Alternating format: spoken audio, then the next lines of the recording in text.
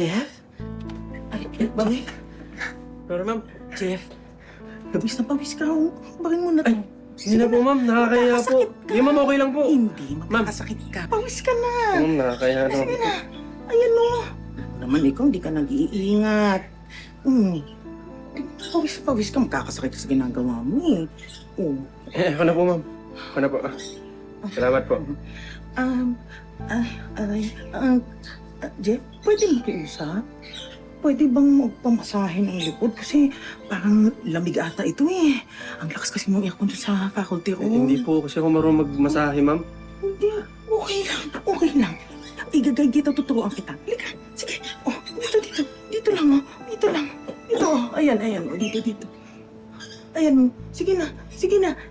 Diinan mo lang ng ganun, tapos hahagurin mo. Hindi talaga ako marunong ma'am eh. Hindi, sige lang.